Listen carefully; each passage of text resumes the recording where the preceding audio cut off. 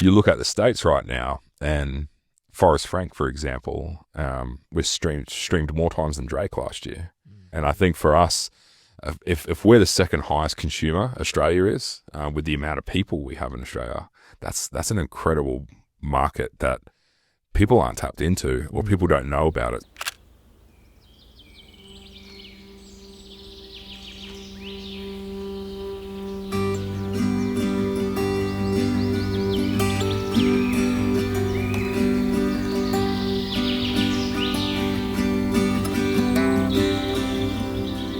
Hey friends, hope you're doing well. Welcome to the Children of Light podcast. In this episode, Hursty sits down with Matt Walker and Matt Vels for a conversation about the challenges of touring with a band, the importance of mentorship, and their platform Make Jesus Music. We hope you enjoy the episode. Welcome to the second episode of Children of Light. I'm very excited to be here with the guys from Make Jesus Music. So Walker and Velsy. Yeah. Thanks for having us, man. No, my pleasure. So before we get right into your stories, I just wanted to get like a brief overview of what you guys are up to down here in Warwick, the Make Jesus Music. Well, so right now, I suppose, where we are, we're hanging out in the Make Jesus Music studio, where we do a lot of our podcasts here, just Velsy and I. We're keen for any artists out there to, come out to the studio, whether they need help with any vocal production or any stuff that they want to do creatively for the Lord. And yeah, just a great space to hang out, to be honest, Velsy? Yeah, it is. Obviously, when you walk straight in, it's like, the mood lighting's right. It feels great, but yeah, thanks for having us on, man. I really appreciate it. My pleasure. Walker was telling me a little bit about your guys' mission, and it was, just really awesome to have someone local who just wants to, push the Christian music industry forward and let, up-and-coming artists follow the passion that God has put on them. And, you guys are helping out with that, so it's super awesome. Yeah. It's not easy, for sure. I don't think it shouldn't be claimed as easy when you're being a Christian and being obedient. It's not always easy. Sometimes there's challenges, there's obstacles, things we have to overcome. We're both family men. We have 3 children. We both have 3 children. Yeah. And our days get busy. There's sickness. There's other things we have to overcome. But we're just trying to serve as well as we can and be obedient. And, that's the mission that we're on. So God put it on our hearts to start this journey with Make Jesus Music, and we're just taking it one step at a time, but we feel like God's just got a clear road ahead, and we're just following him. So it's exciting. That's the best way to be living. Yeah, I think so. Trying to make it happen, whatever he puts on your heart. Yeah, no, That's right. So I thought we'd start with Walker. We've known each other for a little while now. Through Instagram and chatting and whatnot. You came to one of our worship nights. So I wanted to just get to hear a bit of your story and, how you grew up, but also just what is the point where I think you knew where God was taking you, I guess, is people sometimes find it straight away. Others, it's a big long journey of trying different things, but how you came to be doing what you're doing now. Yeah, cool. Well, I was born into mostly a Christian family. I think my parents had a huge concept of who God was. And so I kind of had this kind of church attending kind of thing happening in my family. Dad was a paramedic, and my mum ended up sort of navigating towards being a stay-at-home mum while doing some stuff with Lifeline and a few of other things and volunteering and that. And I think through a progression of things, I was actually homeschooled as well. So eventually, after sort of going through public school and then eventually being homeschooled. So in that sort of journey, my parents went to, I think, an AOG church when I was around about 10 years old. And this is when I was going to public school as well. And so I had this kind of tension at an early age where it's like, oh, there's a lot of fun things to do as a boy and playing around, with sport and just really into sport, actually. But then this concept of God was like, well, I kind of want to go to the good place. I don't want to go to hell, so I want to be in heaven. That sounds like a sweet idea. So we regularly went to an AOG church, actually in Highfields, probably close to your where you guys are, hey? And near Toowoomba. And so we, after going there a few times, I think there was this challenge to be baptized, and the pastor was inviting people. And I think at that time and age, I think they invited kids if they wanted to do it, if they really understood. And I was like, well, I really love God because I don't want to go to hell, and I think he's a good guy. So I reckon that's a good idea. So I got baptized. I remember it was like a beautiful garden, and they had like back of somebody's place, they had this blow up inflatable pool, and the pastor baptized me, and I was like, oh, sweet, done, tick the box. Side note, I think there is a value to innocence. People shouldn't underestimate, particularly in this day and age. It allows me to value, I guess, my upbringing in a sense that, you know, there is beauty in innocence, in this spirit that says, like, I trust you, mum and dad, or I trust you, God, in everything. And I just have no concept of the stuff that could go wrong because I have a trust and there's just nothing to worry about. My parents decided to move to Thursday Island because my dad had a really busy lifestyle in Toowoomba. Being a paramedic, there's a lot you see, and I think he was looking at running a youth group and doing a lot of stuff, like wearing too many hats. So mum was like, let's move to Thursday Island, or apply for a job, and dad got it. So we ended up moving to the top of Cape York, to a little island called Thursday Island. They had Friday Island and Wednesday Island, all that as well up there. If you ever been up in the Torres Strait, beautiful place, beautiful people. And I discovered that I actually really loved basketball more and more. I was playing basketball in Toowoomba and Highfields at the time. Really loved it. And so, but up there was limited things to do. And so basketball was one of the main things. And I mention this because it became a huge fascination to me to become like Michael Jordan. And I loved, you know, Space Jam. I loved Like Mike. You know, it's a little Bow Wow, and he's like rapping and he's playing basketball. And I was like, this is my life. I want to be a basketball player because I saw these guys. I always tell this story that I went to the Wongai courts, as they call them, and there were these big, massive guys. They were huge. They were dunking on each other. They were doing all these crazy moves, like these big giants, like, you know, legends, right? And I was like, wow, I want to be like these guys. I was white and I was short, but I could be like them, right? And because the boys my age, you know, I think someone new coming into a cliquey group, it's like, come on, man, like it's kind of hard to fit in. If anyone moving to a new school, it's pretty hard, you know, moving to a new place to make new friends.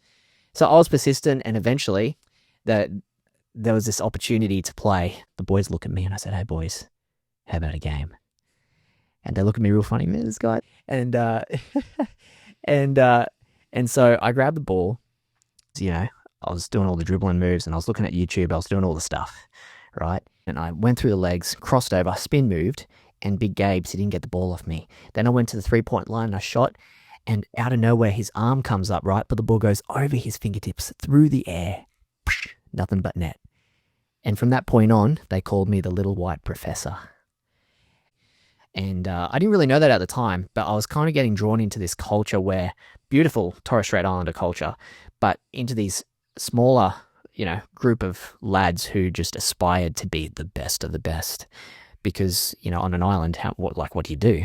So I was accepted, I had a name for myself, and I was just pursuing to be like, just like the professor, Michael Jordan. I was going to be the next guy, you know, in my head. That's who it was going to be. And then as I pursued it more and more, I realized I started like putting other guys down, started like kind of being like tough, a bit like, you know, egotistical. And I only say it looking back, I didn't know it at the time, but eventually my knees kind of became kind of sore, and I shrugged it off. I kept pursuing, you know, I kept training and doing all that sort of stuff. And then the physio sat me down with my dad. He took me to physio. Physio said, I'm sorry, Matty, but you're going to have to quit basketball for 2 years. And I just felt my heart drop out of my chest. Like the words in slow-mo, I was like, 2 years. It was like your identity at the time. 100%. Yeah. And I just didn't know what to do with myself. I was angry at God. I was like angry at the situation. I was like, that's the thing that I love the most in the world. So I didn't want to give that up. And telling a 13-year-old boy you can't play sport, you got to sit still in class, mate. It's not something you kind of want to hear. And so I went through this journey of being really bitter. And to make it worse, like I went and, you know, a bit of a bench warmer, and I was watching the guys play. And then all the guys that I was putting down that couldn't be doing the moves that I was, or I beat during one-on-ones, they were having a go at me and stuff like that because they could. And I just couldn't play like I could because it was just too painful. And to the point I couldn't stand up and sit down without having excruciating pain in my knees, which was just awful. At 13? At 13, yeah. Yeah. I really just pushed myself, and I think, just the self-motivation. Being a homeschooler, that's something that I think a lot of people probably take for granted in homeschooling, is that you adapt to this kind of mentality of being self-motivated. If I can get this done, then I get the next thing. And so if I get my work done, I could get my work done in like 3 hours. I don't have to go to a day of school. I could just get it done in 3 hours. And so if I can do that, maybe I could do the training. If I could do this and get this done, then I can move on to the next thing. And so I think I was an achiever. I was a high achiever. And so I think looking at that, I was really angry with God and really bitter. No friends and no dream and no purpose. And I just felt really angry. But I think I got to a point where I was just like really just like, I saw the Bible in my room and like I felt like tearing it up because I just didn't really like what God was doing in my life. And I remember seeing the Bible that my grandma bought for me. It's like a teen Bible, and I opened it up, and in the book of Proverbs it said something around, if you follow your own way, it will lead to a path of destruction. But if you follow the path of the righteous, you'll live life kind of to the full, And then I read on, and Jesus said, I'm the way, the truth, and the life, and sort of thinking that, maybe there is something, because I hear from my parents, God's good, God loves you, and, everything's going to be okay because God's got a plan and a purpose for your life. All those nice things, but I didn't really believe it. And so I challenged God. I remember one day getting so sick of that. If this is being the message said to me, it's either it's a lie and it's all crap, it doesn't matter, or it's actually truth and there's something wrong with me.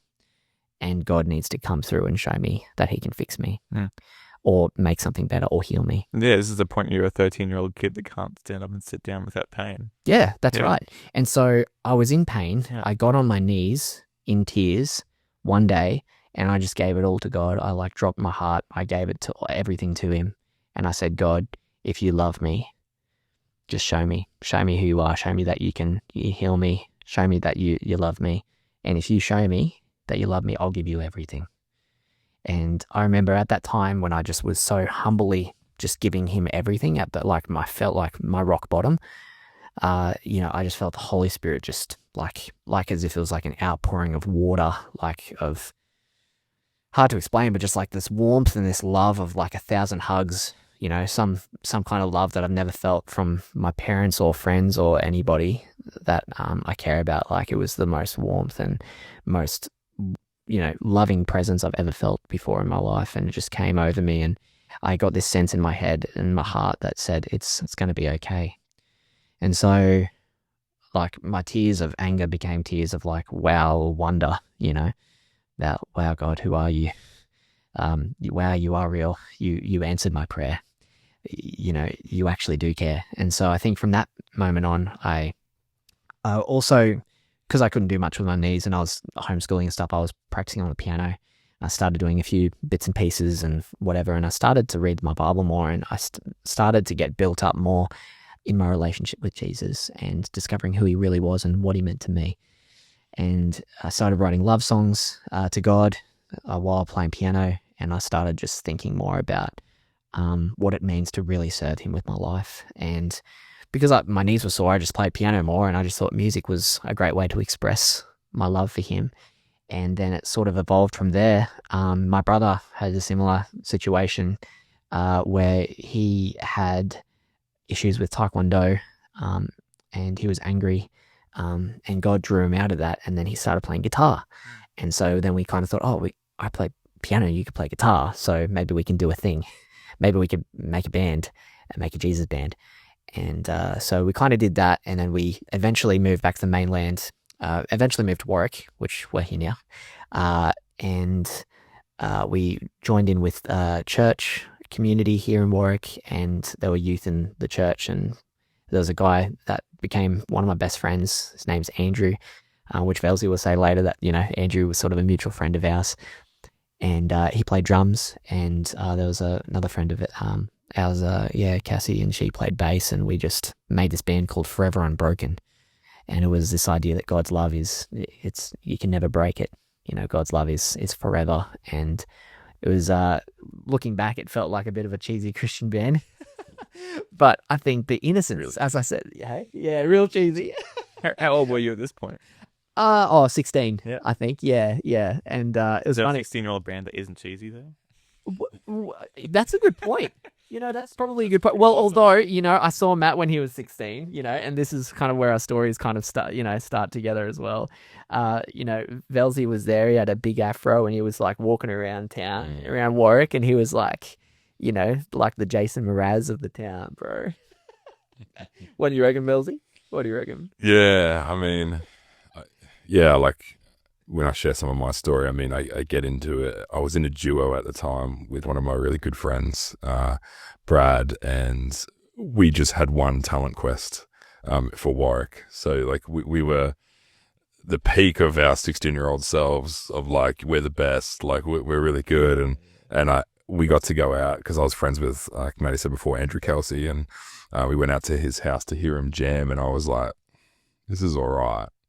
Kind of bit corny, singing about Jesus. Like I grew up in the church, but I didn't have that calling at the time. So yeah, for me it was a bit wild, but yeah, I feel like I had a bit of an ego then, which was squashed quite quickly. But yeah, at that time, I think that's kind of how I perceived it, and yeah, that's how we kind of met. Yeah. But I mentioned this because it's the start of our knowings of each other in the world. Like I'm like, oh, Velsy, oh yeah, that's Andrew's friend. He's a cool muso guy. Yeah, no, you're a legend, dude. So so moving on from Forever Unbroken, I think I had this heart to pursue God, so I went to Bible college. It was called Cornerstone Community. And it was this Bible college that was basically you get together with a bunch of young people, kind of like YWAM, only you're there and you're committed for a year or 2 years, and you do melon picking and pumpkin picking and all these sort of things to kind of pay for your stay. But it was very communal in the way that we live, and kind of like the early church, and it was really beautiful if you're not locked in or anything. But the reason I wanted to stay, like you kind of get this sense, there was this culture where it's like, if you really like want to know more about Jesus, or if you really want to grow, then like you want to stay. And I'm really glad I did, because there's a lot of character growth and stuff like that for me. And I was a little bit less arrogant, or a bit less like thinking about, a little bit less, sheltered in my homeschooling sort of space. And discovered more about who I was in Christ. And so I encourage any young person listening to this podcast, if you got a gap year or you got something to do and you don't know what to do, maybe invest into, doing something in ministry where you can grow your character.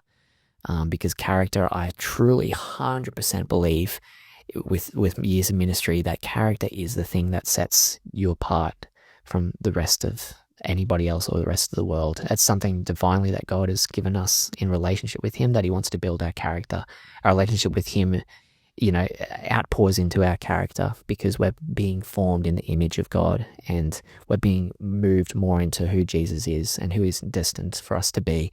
So if character isn't the main, pursuit of our life in our relationship with Jesus and relationship with others, then, I think things somehow spiral in a different direction and cause more trouble for us, because we either get more angry or more anxious or more of these other things, and with like the fruits of the Spirit roll out the window. Yeah. And so anyway, that's just a bit of hindsight. I'm just thinking, I think I don't think that's actually spoken enough to young kids. Like every kid hears about Jesus loving you and knows the Bible stories, but there comes a point where it's like, if you're going to call yourself a Christian, that means you're the image of Jesus walking on this earth. Like you're His ambassador. And so if we're representing Him, of course we need to be working on our character. Yeah. It needs to be like, you can't have someone who's a Christian who lives a life of bitterness and anger and and then goes and says, oh, like I'm the representative of Jesus. on this earth. It should be a standard to uphold and to really work on. Yeah. It sounds like from a very young age, you went from like knowing about God to actually knowing him. Like, that's pretty awesome. Yeah. I count myself blessed, but I don't claim in any way, shape or form that, you know, my walk was any more, I suppose perfect or stable compared to other people. Like, I think the internal nature of choosing, you know, my own way compared to God's way, I mean, there was always a challenge, particularly as into my teens, like, you know, in the world of the internet and stuff like that. Like, you can watch anything. You can go and, basically, indulge in all sorts of kind of things. And I think for me, it was a challenge to, choose what I fix my attention on, and how to keep my mind holy, and how to pursue what Jesus has actually called me to do, rather than just pretending that I'm a Christian. And I think sometimes it's easy to put on an outside appearance and internally not have everything right going on. And I think that's the good thing, that Jesus doesn't look at the outward appearance, but he looks at the heart. And that's why I come back to the character, is that I think if we don't, as a culture, invest more into our character and who God has actually called us to be, then we're not taking the opportunity to grow and allow others to grow too. So, for example, I'm just imagining a young person hearing this and thinking, oh, okay, cool, well, I need to work on my character. So how do I do that? The cool thing about Cornerstone is it taught me that, like, actually I should have a mentor. I should actually be accountable. I should actually have people that check in on me and I check in on them. I should actually be intentional in actually pursuing or putting myself in a place or a space where I am challenged. My character is challenged. And even investing in going to a home group or doing something like that is just so valuable. So there's a lot of things that we can do practically to do that. And I just want to encourage anyone listening to do that, because that has been a huge change in my life as a person, as a Christian who loves God and wants to do something about it. Yeah, it's one thing to love Jesus, but it's another thing to actually act on our faith. Faith without works is dead. Yeah, we can always surround ourselves with good friends and good influence. And when it sounds like in Thursday Island, you were sort of surrounded by this influence of that self-image that sort of rubbed off onto you a little bit. And then you're right, when you're intentionally wanting to surround yourself with good people, well, that'll rub off on you too. Yeah. Like, how old are you doing Cornerstone? I think 20 years old. I was at Cornerstone, still wanting to have my, pulse on the music sphere and stuff like that with my brother and stuff. They came out and visited me while I was at Cornerstone, and my mate did as well. And so friends of mine came and they visited, and they did Cornerstone as well, which was fantastic. So I kind of had this opportunity again to kind of say, God, what have you got for my life? I let everything go. And when I let everything go, I went to my mate's baptism, that he actually came to Cornerstone because I went, and then I went to his baptism that was at Cornerstone. So it was a really cool thing to be able to see my mate who was influenced through me to go to this Bible college and get baptized. It was really cool. And his mum actually said, hey, do you want to join Iron and Clay? And I said, what's Iron and Clay? And she said, it's actually a school ministry band that travels around Australia, and they do awesome stuff for God in schools and stuff, and they're, musician group. And I'm like, oh man, like that'd be amazing. Like that's the dream. But I don't know if I'm good enough. And so I got Sam to help me out. He played guitar, and I was just trying to sing my best and my heart out, and just very passionate. And the manager of Iron and Clay saw it, and he's like, I like this guy. Like, let's give him a shot. And so he basically said, hey, can you fly to Melbourne? And I was like, man, like this is crazy. So I flew to Melbourne, and then the manager's son, Chaz, he's like looking like someone from Sydney or Melbourne. And I'm there thinking I'm cool with like my flannel and like my baggy pants from Cornerstone, kind of like half hippie, half country lad. And I'm just kind of thinking like, this is like the best attire that I have. And they joked about it to this day, because it's like, I thought I was legit dressing up really cool, but like, they were just like, dude, like, that's just so, yeah.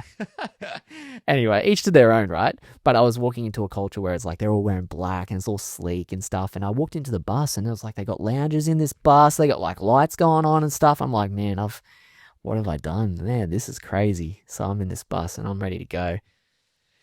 Through the journey of Iron and Clay, I discovered that it was a lot more work than what was cracked up to be. Amazing ministry. But I think that there's a person that joins with the intent to be missional, and there's a person that joins because they want to be a singer. And I think people that joined that wanted to be a singer and didn't care about the mission ended up leaving because they wanted the focus on them, and they didn't get it because we were our own sound guys. We were our own roadies. We were there to be missional and to talk to people after the show. It didn't matter what you said on stage. It mattered what you said off stage. And so there was this experience that I had in mission and traveling and touring, which was so important and so essential for young people in schools around Australia. I met my wife in the band, which is really cool. But at the time when she joined, she actually did YWAM, so she had a missional heart. And she shared her journey of going to different cultures overseas, to Peru. And she said about how these kids didn't have clothes and didn't have all these sort of things and that we have, and to not take life for granted, and that God called her out to be a light to these people, to be a child of light, right? And to pursue that calling to be a light to others. And that was one of the key messages that we took into schools, to be a light to others. And that was really beautiful because then we used that song Flashlight by, Pitch Perfect at the time, right? That had this flashlight thing. We got the kids to take out their phones and stuff like that if they had phones at school, but, or in youth groups and stuff. And the kids yelled it and screamed it because they knew it. But we attached a godly message to it to say, hey, when you're thinking of the song Flashlight, think about how you can be a light to other people.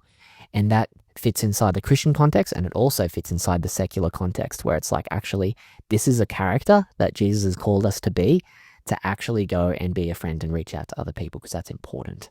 Our mental health is important. So that's the way that Iron and Clay operated, is that we operated in the motivational mental health space, but we also operated in the ministry of like, hey, if you want to know more about what we're doing, come to church or come to youth group.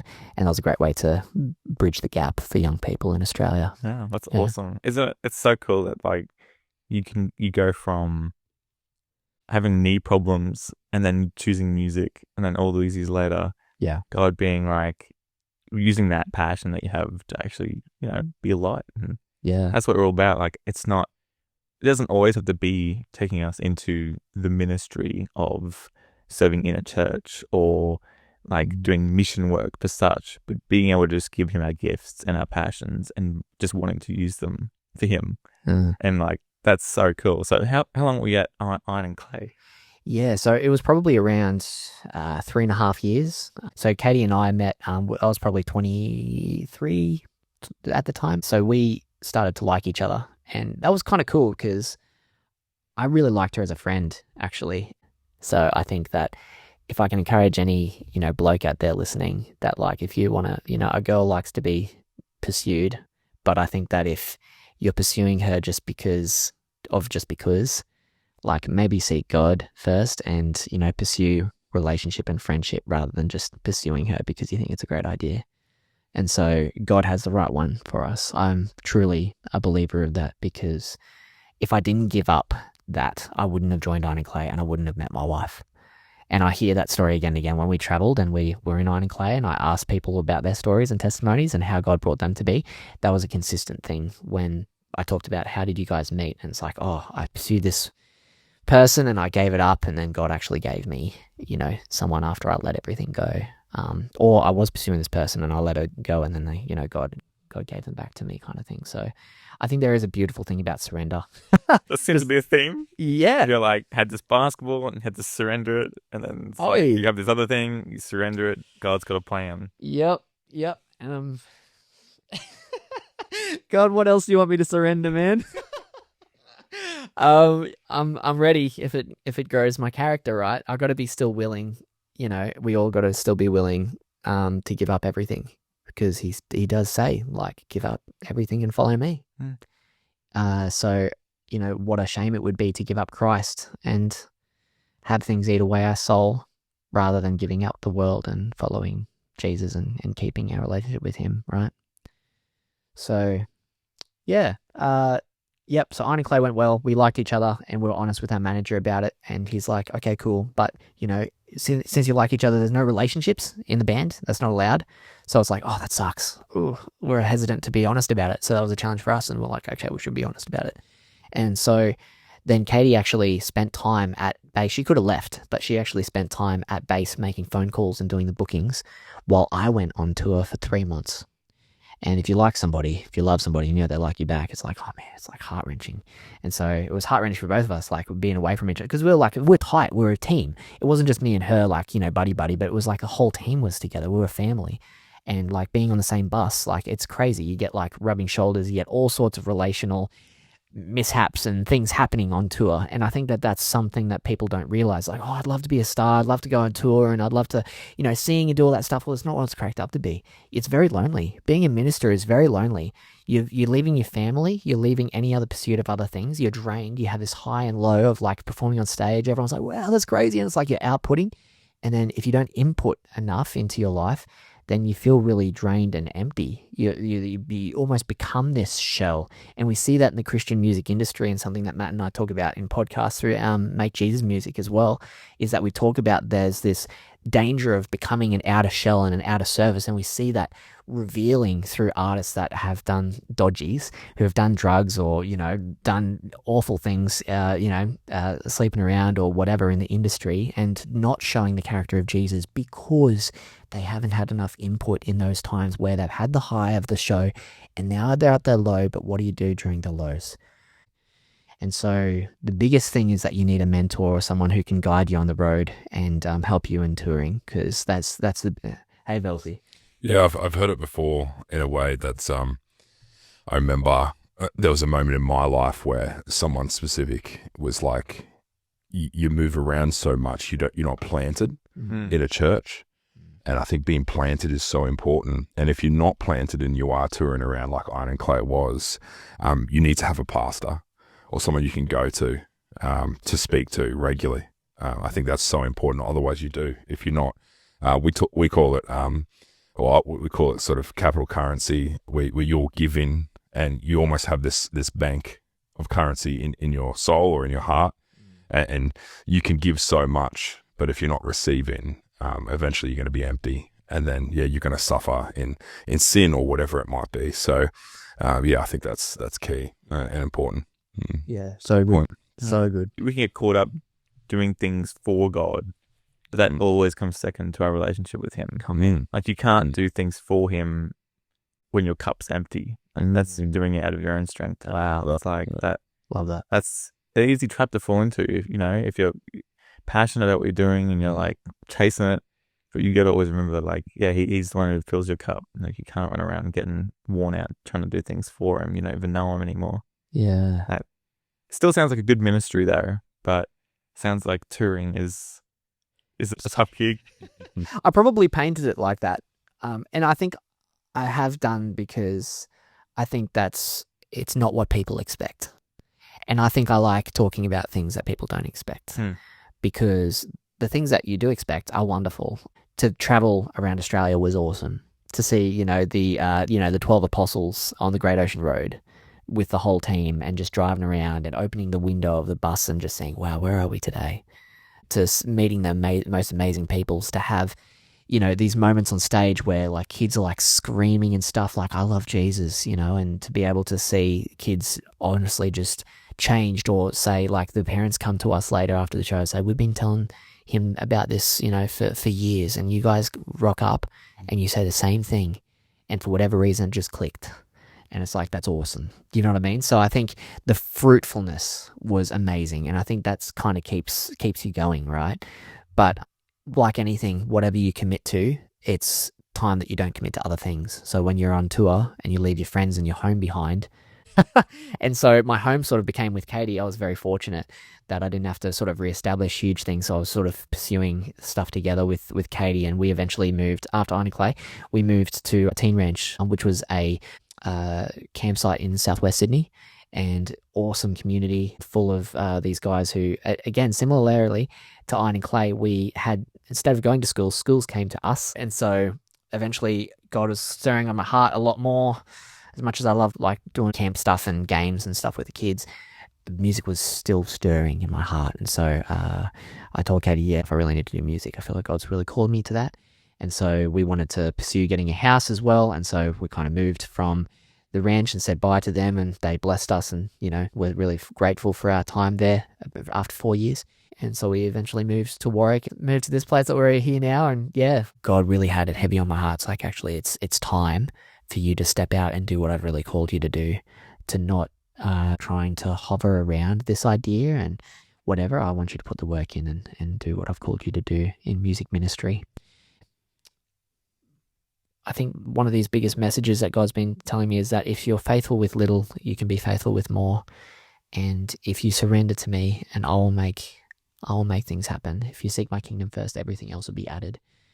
And then amazingly, like after I sort of started to pursue God in music ministry, I was keeping tabs on Matt, what he was doing and stuff. And like, yeah, Matt came and visited me when I actually reached out to him. And then he came over to my place here and checked out the studio. Mentioned the idea of podcast, hey Velsy, and yeah, it just kind of clicked. And so that's how Make Jesus Music came to be. Yeah. It was about 13 years, I think. 13 years from when I first met Walker through Andrew, and when I thought he plays really corny Christian music, to then hearing Tell Me I'm Dreaming and meeting through chaplaincy. And like, I remember going to the chaplaincy conference, stepping out for me, because I'd been in child protection for 10 years. Like, that was a big thing for me.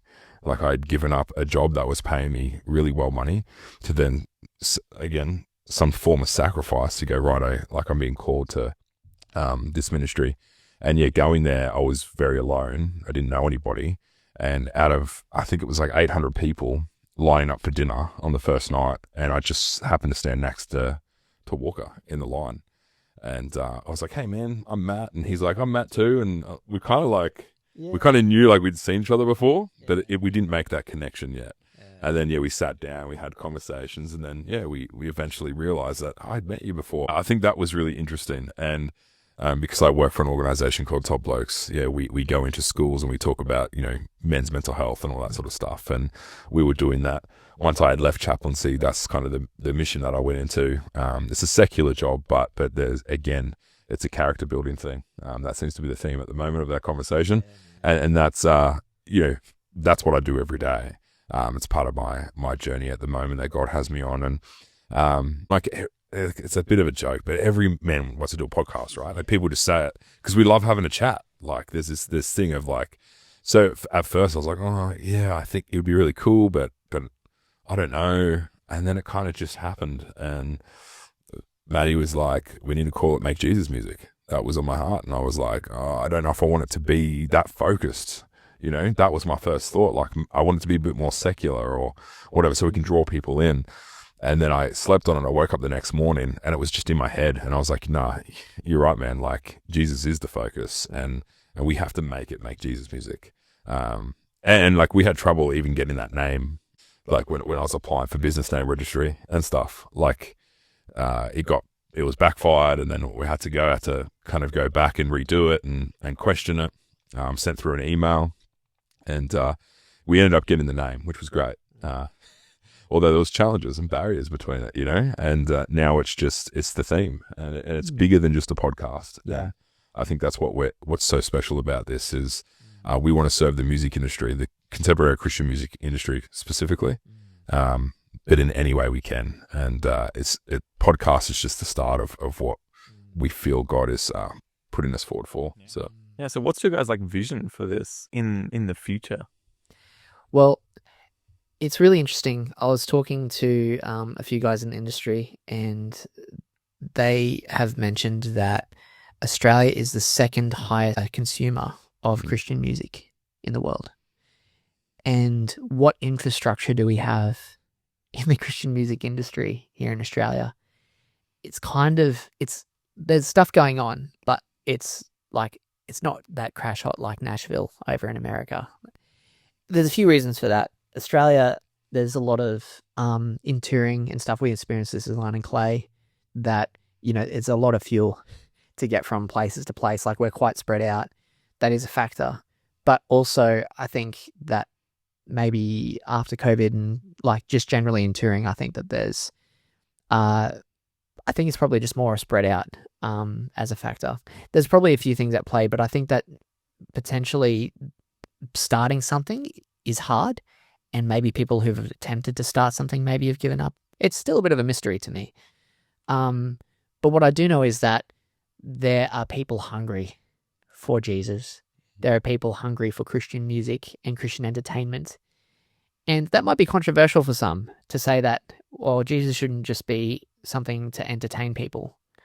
But I'm a dad, and I entertain my kids. So I'm pretty fond of the idea of God entertaining us and for us entertaining each other in the creative space. To see a piece of artwork, or to see, a dance, or to see, or hear a song, amazing piece of art that comes and reflects the beauty of God, that's entertaining. And that nourishes the soul. And I think that we want more nourishment in Australia. So I'm a huge fan of bringing more Christian entertainment to Australia, and whatever way we can support that is great. So that's, I guess, probably one of the surrounding visions of what we were trying to do. I was going to say, I think from my perspective, I was so embedded in the secular music space for so many years, touring in a different, like in bands and stuff like that, that contemporary Christian music was almost underground in Australia. People didn't know about it. There's still bands today. I'm like, how did I not know about this band? I'm a Christian man, like I should know. And I think there's a lack of exposure for Christian artists. And that's one of the big reasons we're doing this. It's not because we have a huge following, but it allows artists to share their hearts and their testimony. So we can then publish that, whether it's a video, a podcast, or whatever it may be. It gives them the ability to then help get exposure for themselves. Whether it's collaborating on our socials or on the YouTube channel, whatever it may be. So yeah, for me, it was almost a shock. When Maddie was talking about all these people in the industry, I was like, I have no idea who you're talking about, man. Because I only know people, in the secular side. So yeah, then we went down to Seek Jesus Festival and these other places, and meeting people in the industry, I was like, wow, like there's something here, but it's not enough. And we need to be able to find people, like I was saying earlier with Cam Gulo, and he's doing the Christian music conference that we're going to in a couple of weeks' time, which is going to be amazing for Australia. That's one of the first. It is the first one of its kind, and we're hoping that expands. Like since I guess the closure of some of the major festivals we had in Australia, like Easterfest or Australian Gospel Music Festival, it was called before that. I went to that as a kid. That was my exposure to contemporary Christian music. And but you look at the States right now, and Forrest Frank, for example, was streamed more times than Drake last year. Like, awesome. It's an amazing thing. And I think for us, if we're the second highest consumer Australia is, with the amount of people we have in Australia, that's an incredible market that people aren't tapped into, or people don't know about it. And I guess we don't fully understand yet where God wants to make Jesus music, but we know that we have some plans, and I think, and Maddie can speak more on it about what we're trying to do, but whatever God wants us to do, really. And I think we're just trying to be obedient in that space. We spoke about being yes men, but being really intentional about it. We both have families and children and busy lives. And we have to just be careful with that, because I'm reading a book at the moment called Point Man, and it's about how, like, being a father and being a husband. And that book has sort of been speaking to me about, he uses this analogy of temping bowling, and he says, I can get a strike every time when I'm 14 feet away from the bowling pins. And he goes, but as soon as I step back to 15 feet, I'll miss. Like, I won't get what I need. And he said, sometimes when you take yourself away from your family too much, there's more room for error. And it's that whole analogy of there's more room for error as soon as you step back to 15 feet. So I think it's key for us, and it's been from the start, that Maddie and I have to make sure that family is our focus still for us, that we bring our families on our journey, that our wives are, you should have seen the studio before we started.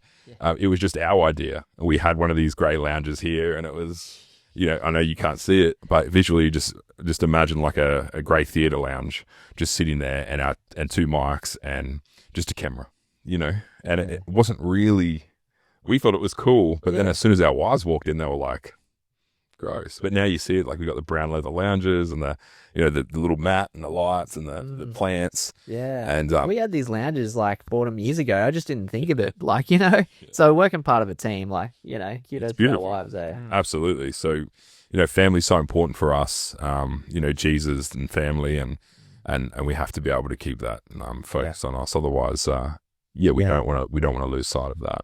But yeah, that's right. So who out there is like the audience that you guys are trying to serve, and like, what are you helping with?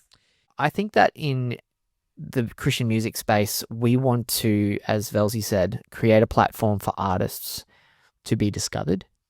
So in a way, it is primarily supporting Christian artists here in Australia so that they can have content for being able to give exposure to that. It is for Christian musicians because our channel specifically talks about struggles within the Christian music industry or things that are controversial or things that are needing to grow the space for Christian artists. We often ask the question of what do you value as success within the Christian music industry? What would you pass on to any other emerging artist that's listening? We have a dream of looking forward to being able to support practically a little bit more, like a podcast is a face to something that we're working on in the background, which may actually be part of either a program or events and potentially different workshops that we can put on for artists who are really invested. Our dream is to bridge the gap between I don't have much money to I want to create a song that I can be really proud of. And I want to know, or I want help with marketing our music and being able to get it out there. Keep your eyes and ears open to what we're doing behind the space here at Make Jesus Music, because we want to be able to add value to what artists are already doing for the glory of God. Yeah, and you guys bring a lot of experience to people that are wanting to get started. Yeah. Both of you, with all the years that you've had in the music industry and all the lessons you've learned, someone can come in and, learn a lot. Yeah, we're very hopeful for that. I think, sometimes we might not consider ourselves as experienced as we would want to, or as that or I even think, right? But I'm always reminded that, hey, like I'm getting older. We as you get older, maybe you become a little bit more wise, and you see things in the industry and from a different perspective, and you experience things, and you're able to share that. It's testimony as well. And yeah, I think there's some great things happening in the background that we're really excited about, that we haven't really made public or anything yet. I think because I don't think we've ourselves really honed down on the exact process of each individual thing. I think Walker is really getting ready to start to produce music, and he has a beautiful studio here, beautiful home studio. I think I would invite anyone to reach out to us if they're looking at recording music or something like that. And it's a beautiful space to get creative, and we can do podcasts, we can do recording, we can do whatever we can, that space. So if people want to reach out, where do they find you guys? How do they get in touch?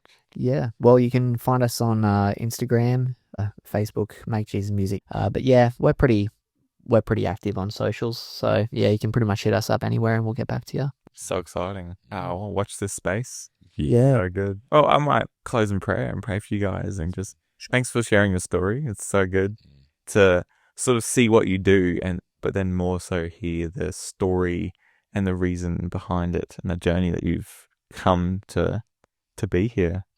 Yeah, no worries. That's great. Well, Lord, I just thank you for Walker and Velsy. I just thank you for this mission and this dream that you put on their heart. And Lord, they have just surrendered it all to you. And so I pray that you would just bless them in this, and you would just give them the wisdom and guidance to do what you've called them to do. And so, Lord, I pray that you bring the right people across their path that they can help. And that they would just constantly be walking in obedience and surrender to you all the days of their life. Amen. Thank you so much for listening to this episode. We hope you've enjoyed hearing Walker and Velsy's story and hope it's inspired you to pursue God all the more through your unique giftings. We're passionate about sharing what other people are doing for God's kingdom, so be sure to follow along for more conversations like this. And we'd love it if you gave the show a rating wherever you're listening. Bless you guys.